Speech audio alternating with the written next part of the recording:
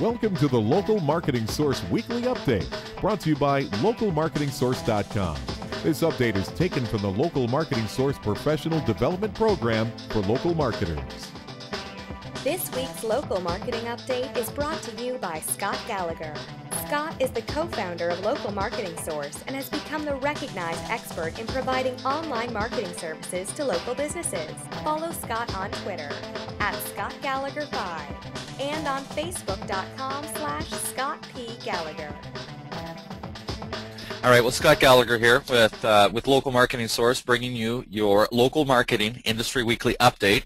And as you know, live Q&A is going to follow the weekly update. Well, our next faculty call is next Wednesday. That's June 13th at 4 p.m. Eastern. So, as you may anticipate, this is a big week. This weekly update, we've got a lot to talk about because last Wednesday's weekly update was the day that Google Places ceased to exist and became Google Plus Local. So there's been a lot of questions, a lot of talk in the industry as to what's going on with that, and what are some of the changes and what are the implications. LMS students are asking questions and whatnot. So I guess the first piece of good news in regards to that is in the next well, I'm going to buy a week and a half of time, but likely less. We're going to be announcing the LMS Monthly Webinar, and it's going to be all the changes and enhancements for Google Plus Local and how to apply that. And essentially, it's going to be a replication of the Google Places video with Google Plus. And so I've been spending time researching that and playing with that and reading about that and understanding that over the last week and testing. And we'll see what comes from it. Now, just some of those questions that have come up throughout the week as a quick discussion in the format that we have with our weekly update are just, you know, questions in regards to, do I need an account? Do I need a Gmail account? Or what type of account do I need? And no, it's not just a Gmail account. You need a Google Plus account. And you also need a Google Plus account to leave a review. If you remember, the review aspect was probably the biggest change because of Google's relationship with Zagat. The fact that they own them, it's a big deal, but nonetheless, it's the Google rating system. In a few moments, I'm going to be talking about some of the direct changes and visuals and how that's at this point. And in terms of anonymous reviews, no, there's nothing that's moving towards. If you remember that, what, 3 years ago you could leave anonymous reviews on Google. It was a bit bogus.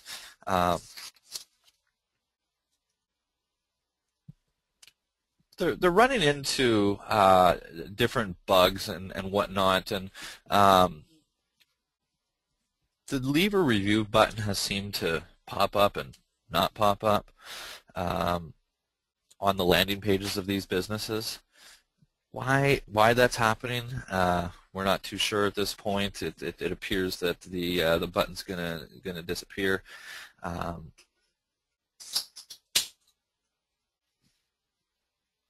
But it's also likely that the review system through Zagat is also being tested and changed. And so, having said that, you know, it's clearly that Google's interest is to enhance the experience of the user, but that's typically from their perspective, not always from the perspective of the general population. But nonetheless, they tend to have more mud stick on the wall than not.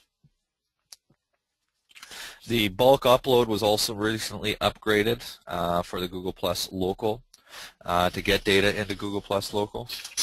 Excuse me, I should have had my ringer off. I apologize.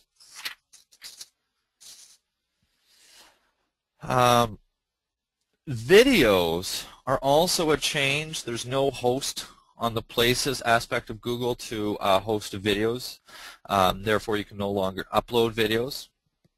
But of course, video is a critical part of Google Plus, and new online communication, and there's no doubt that video integration is going to become a very integral part, if not live integration.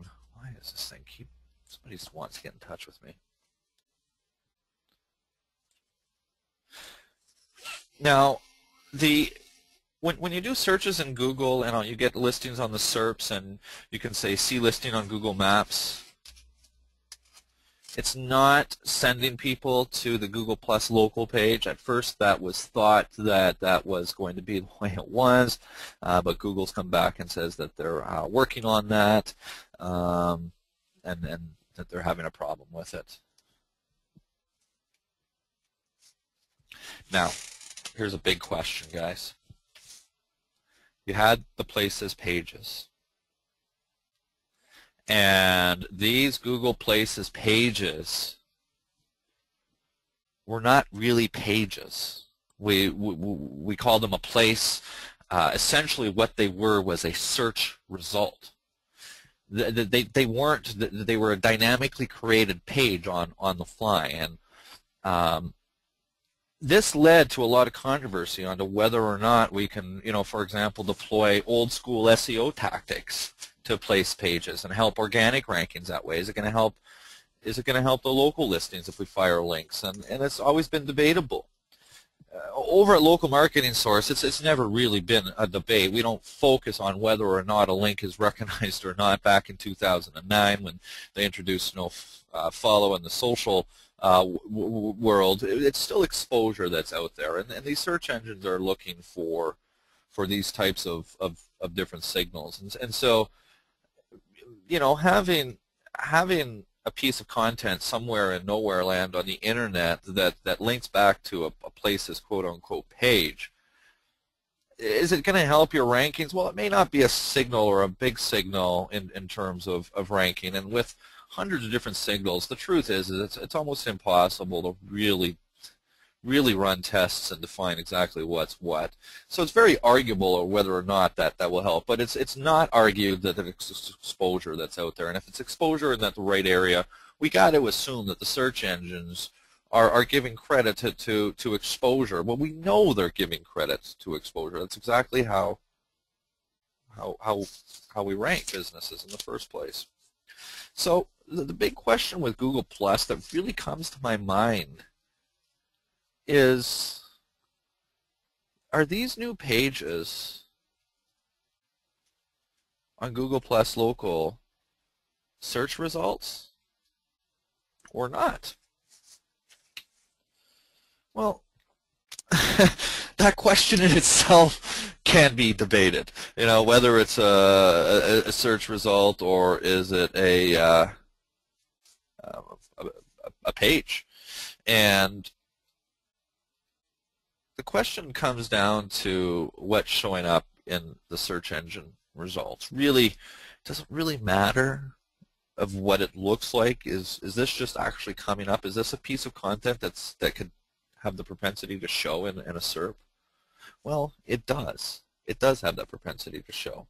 And that's what our objective is at the end of the day. So does it really matter? Again, I mean, is this going to be another debate? I don't think the debate's going to be whether or not the exposure is relevant, but the debate's surely going to be whether or not it's a search results or a page.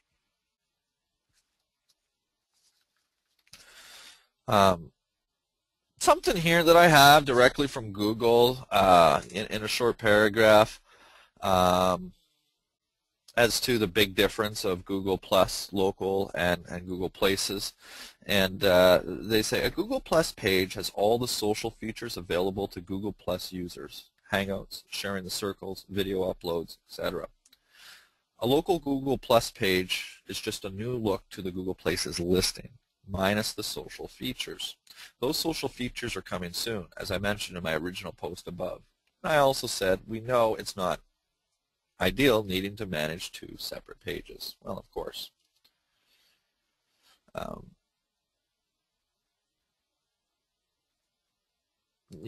On place pages, you've got to have the local category chosen.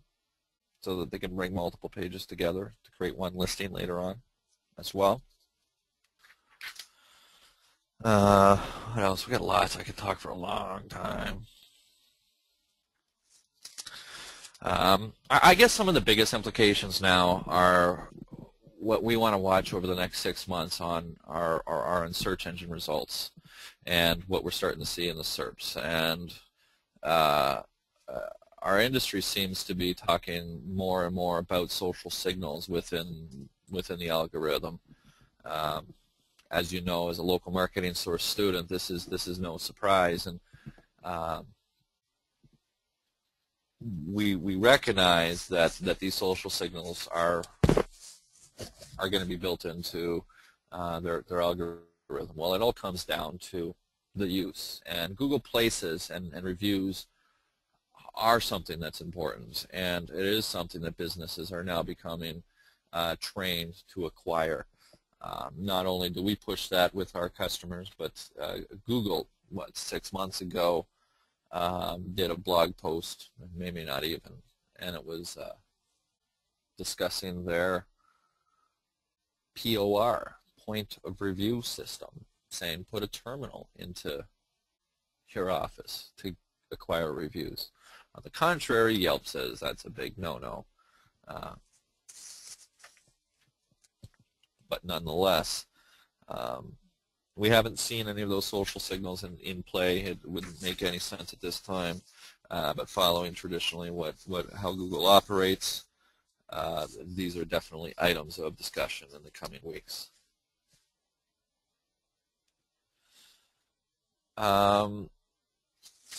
Looking at some SERPs now, there's a few things that are really interesting. And of course, it comes down to reviews, because you've got users on Google that are trained users, and they typically will look at most part of a screen that's above the fold.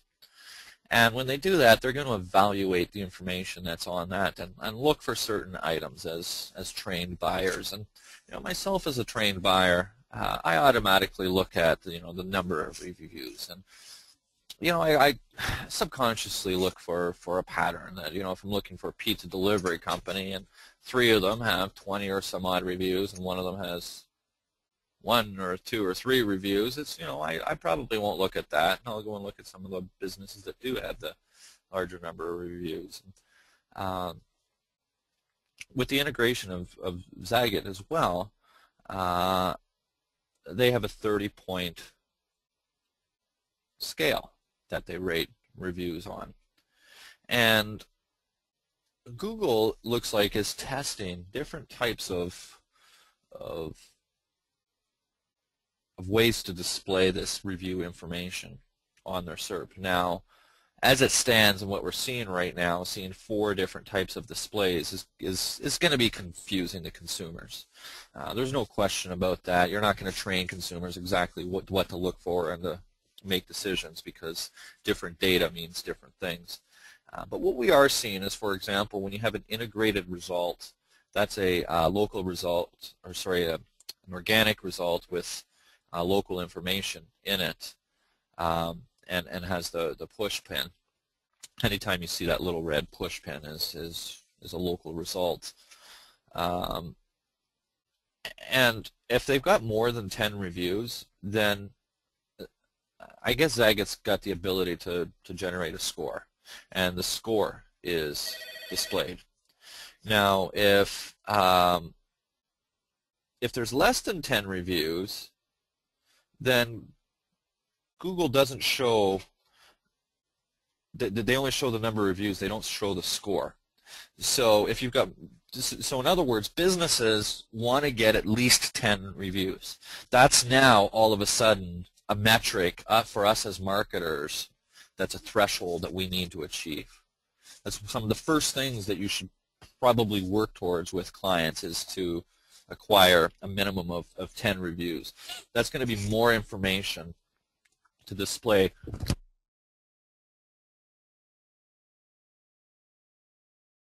Oops, sorry, I had to mute you there for a second. I just had to sneeze, but didn't want to sneeze in everybody's ear or have that on the recording.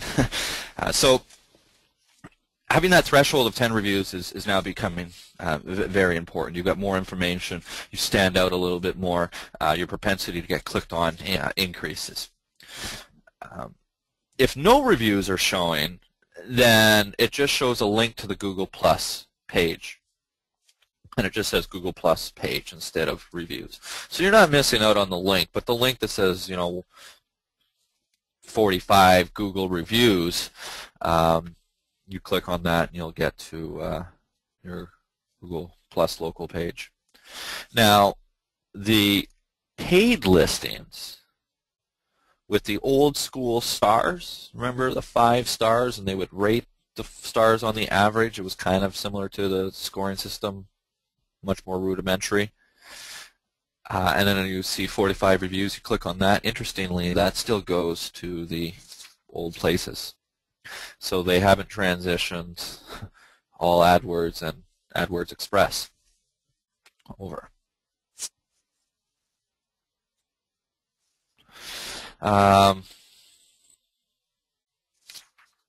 What else can we talk about? The scale, the rating scale.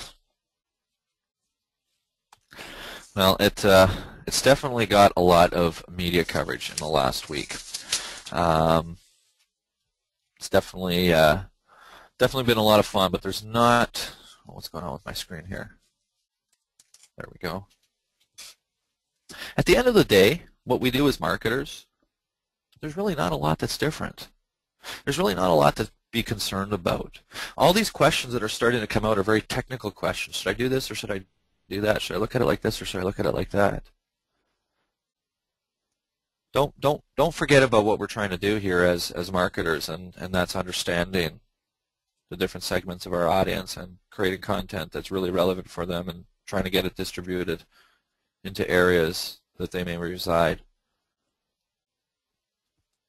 The more relevant, the busier that those places are. I mean, if we can go and publish content right on newspapers, it would be great.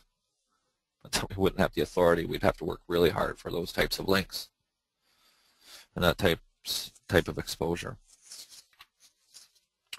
Now, in the world of mobile SEO, I hate that term, mobile SEO. Google is still on that page as well. I don't hate it. It's just that it's viewed as a complete different entity, and in reality, for small businesses, it shouldn't be. Now, it's not a having different mobile strategies for small and medium local businesses is really not the end-all be-all at this point in time. There's definitely the ability to communicate through social channels and whatnot. But Google has come out and taken a stance on best practices of mobile SEO. And they had that discussion at the SMS Advanced event recently. And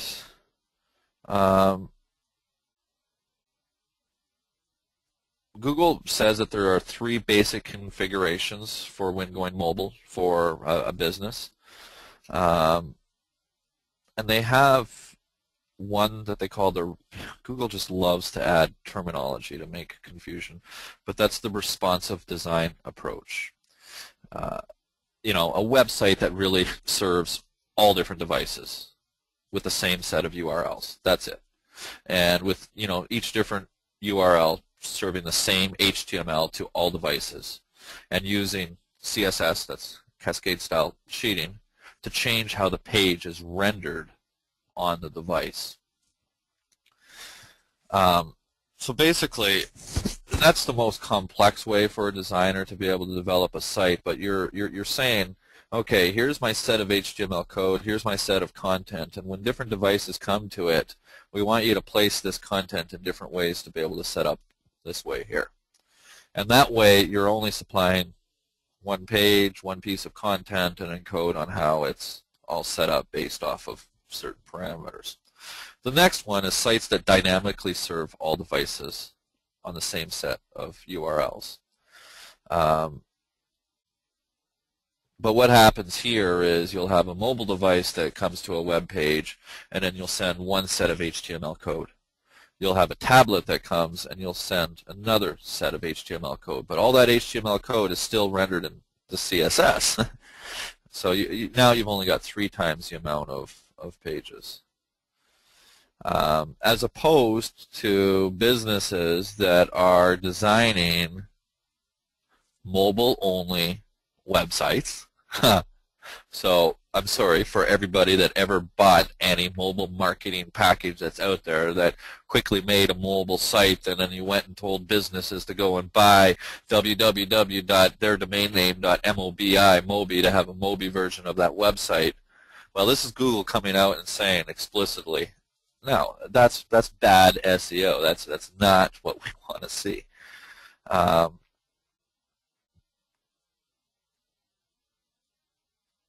They do say that if you are going to separate it, you have just 2 groups, mobile and desktop, not different types of a variety of different types of mobile and different types of desktops. No, not different type of content for different browsers and all of that. So that's not changing our tune at all. HTML5 utilizing CSS is definitely your best solution in developing a website, and considering it from a marketing perspective of what Google's doing here is they want simplicity. They want users to have the same experience regardless of the device that they're on. And so they're rewarding webmasters, businesses that offer that type of experience to users. You don't want to offer a different experience on mobile. Now, with these recent algorithmic updates as well, this is silly. It just frustrates me that there's so much discussion in the internet marketing market space that talks about penalties, and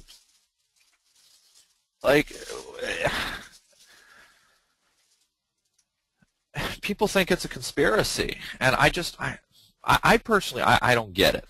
There's nothing to gain on Google's perspective and a lot to lose if there's a conspiracy involved in the fact that they're not out there applying manual penalties to websites and not disclosing it. And they disclosed manual penalties in the past, but what's happening now is with this algorithm update is people are getting hit. And it started this discussion in our world that Google went and applied penalties to websites, and people have proof and hard evidence that say, hey, I get slapped. It's not an algorithm, because if it was an algorithm, look at how this would have been affected. And Google's saying, no, we haven't done this. This is just an algorithm update, and let us run its course. And I don't know. Maybe Google is applying penalties, but why are they applying manual penalties to people that have the capability to generate data to prove it, that are really small time on the spectrum of Google? I mean, Google's got the ability to manipulate billions and billions and billions of dollars in transactions at the flip of a switch. They're not concerned about somebody that's making a few $100,000 a year in the internet marketing world that's getting some websites that are being slapped. They're not going to go and slap those guys. It makes no sense. That it made no sense that Matt Cutts actually had to come talk about it. Now, the last thing I just want to talk about is another announcement that was mentioned last week at SMX Advanced, and it's a tool.